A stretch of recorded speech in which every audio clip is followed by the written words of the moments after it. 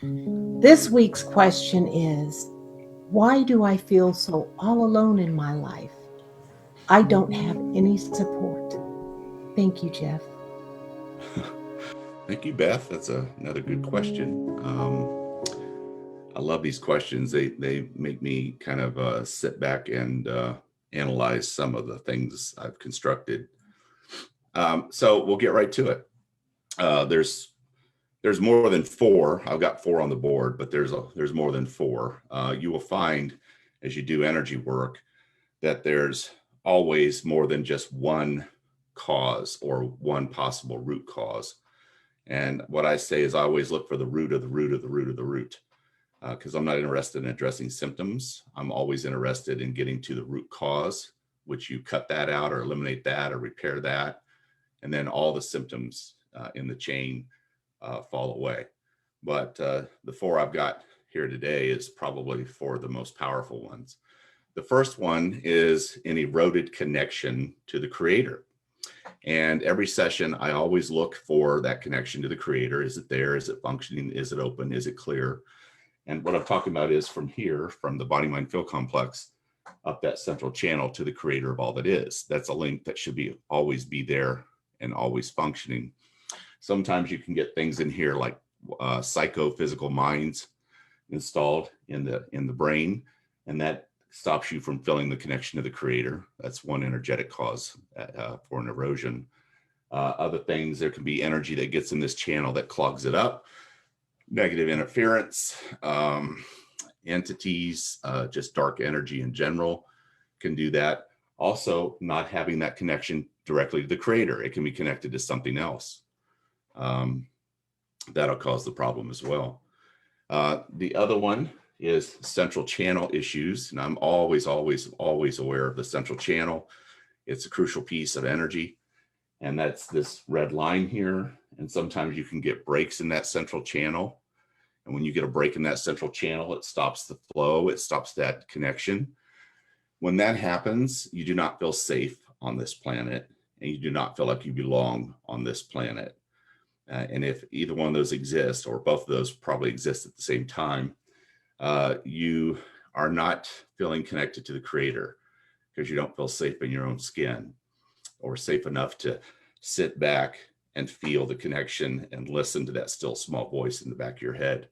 That voice is always talking. It's just a matter of how much are we willing to listen. The third one is a protocol that I put together called cosmic abandonment. Cosmic abandonment is when we come here, I think our lives are structured into two stages. Stage one is we're experiencing the world as a human, and we've set it up this way. And stage two, we begin to wake up and try to experience the world more as the spiritual being that we are. Stage one, things happen to us. Stage two, we become the creator of our existence, and we are working on a legacy for ourselves and for the world, and to help change the world and contribute and give back. Stage one is a lot of taking. Stage two is much more giving.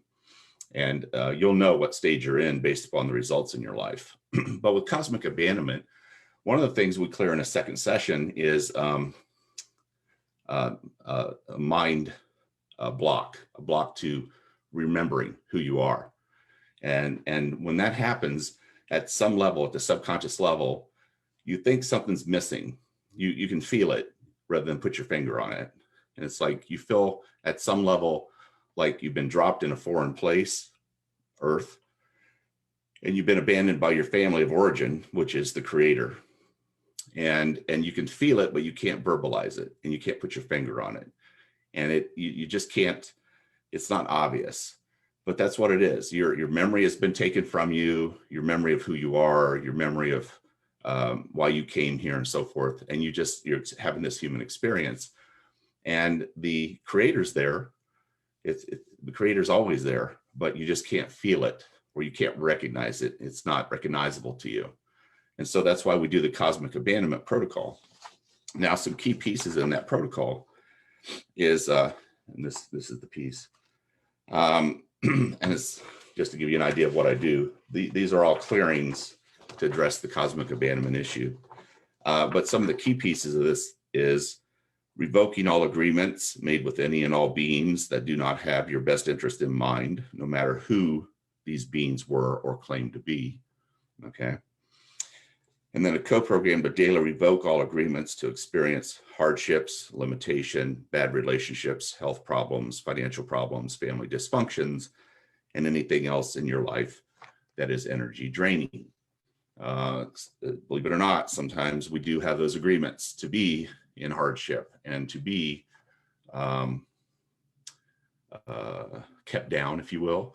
Now, we didn't make them intentionally. We made them inadvertently, or our lack of resistance or lack of saying no is what made the agreement part of our being. In other words, if you don't say no, then the universe or the powers that be on this planet, on this earth, take that as yeah, you're accepting this. So unless you stand up for your own sovereignty, you're buying into their system and their processes.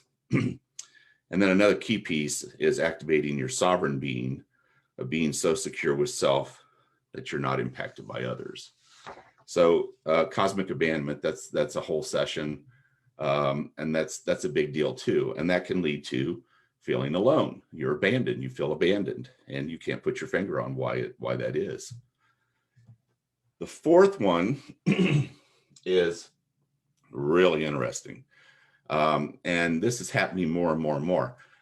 Your physical body is 70% water.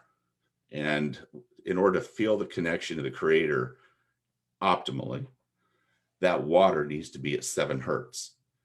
Now, it's interesting that the water in this world right now, first of all, the water has amazing healing properties in and of itself. Water alone can heal. But the water on this earth right now is so polluted, so degraded. You know, like just the water out of the tap is so full of fluoride, and they've proven that municipal water supplies have antidepressants, anti-seizure medicine, all kinds of pharmaceuticals in the water supply. So the water itself is not even able to function where it should be or supposed to be. It's hard to find pure, clean, structured water in this world. And our bodies are 70% water, which mimics the earth. It's 70% water. And water should always be at 7 hertz. And when it's at 7 hertz, it's vibrant, it's alive. It has a spirit and life force of water in it, and it has its healing properties about it. And if the water of your body is more than 7 hertz or less than 7 hertz, that will also throw off the connection to the creator. And when that connection's not there, you feel alone. Okay, that's really crucial. Now you might ask, how does that happen? Well, one of the worst things that can happen is, or worst things that happens to water, like I said, is all the pollution that's going on. It's just destroying or destructuring the water.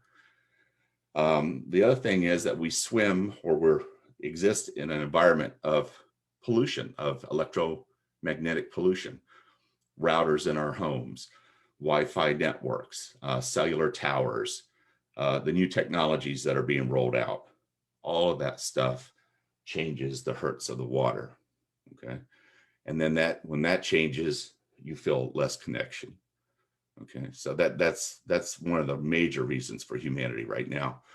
So that's one of the things I do every day in our healing network is I reset the hertz of the water and make sure it's at 7 hertz. So all the participants in the network feel the connection to the creator constantly. So that's crucial. So if you get all 4 of these simultaneously, life is miserable. Life can be really miserable. If you have all these repaired, that connection comes back. It's pure and clean. It's open. It's functioning. You're feeling the creator at the physical level, all the way to the physical level. And life can be a grand adventure. And that's what it's supposed to be. Your natural state is happy, healthy, joyful, fearless, loving, and alive. And you should be there all the time. Even though you've got to put gas in your car and go to the grocery and run your errands and everything else, but you can still be happy, healthy, joyful, fearless, loving, and alive. All right, sweetheart, I think I answered it. I hope I did. So I'm going to turn it back to you. Well, Jeff, I just have one question about Sure. that. Does that also apply to Mother Earth? That feeling of being disconnected? Yeah, Mother Earth. Yeah, it's a great question. She's going through very similar situations that we are. She is a soul, just like you and I are souls. And this is somebody who chose to incarnate as the Earth, I believe. And she's a being, and that's why in this central channel, energy comes down one side of the channel, comes into the Earth chakra, and she takes from it as much energy as she needs or can use, and then the energy goes back up to the other side to the Creator, and that's a continuous flow of energy, a continuous circuit. So she can feel disconnected as well, and so that's why it's important to have this channel in place so that connection is always flowing. Well, here's another question. They're popping in. All right. Here's the first one is like, how does the central channel break? Mm. Wow. Thank you for that question. That's super important. Okay. The central channel, when I see breaks in the central channel, it is always between chakras. So between the first and second, between the second and third, between the third and fourth, between the fourth and fifth, between the fifth and sixth, between the sixth and seventh. Each one of those represents different things in your life. In order to break a central channel, you have to go through tremendous shock, panic, and trauma. Okay.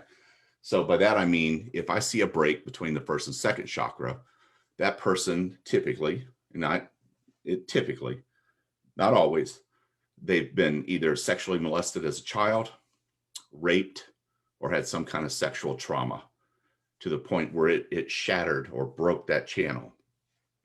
A break between the second and third channel could be something like a major surgery, a major illness, or somebody close to you died. Somebody so dear to you passed away unexpectedly. It's got to be shock, panic, and trauma so severe that it rattles your field, and then that can break that channel. Yeah. But again, remember, everything is energy, right? So if it gets broken, it can get repaired. So, Well, here's one more question.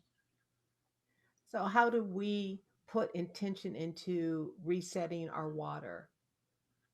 well, that you answered your own question. You can put intention into resetting your water every day. Just say, wake up in the morning and ask the Creator to make sure that the water of your body is at 7 hertz. It can be that simple. It can be that simple. You're that powerful. You're that powerful. If this channel is intact, if you're connected directly to the Creator, if this is open, it's as simple as saying a prayer, a concentrated prayer. Creator of all that is, I charge you to set the hertz, the megahertz of my water to 7 hertz today. Yeah.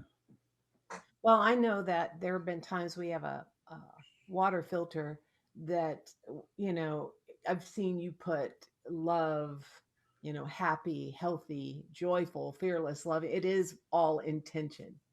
Mm-hmm. Yeah, we're that powerful. That's using, okay, so let's take it a step further. The way you create is mind, and mind is this red section right here.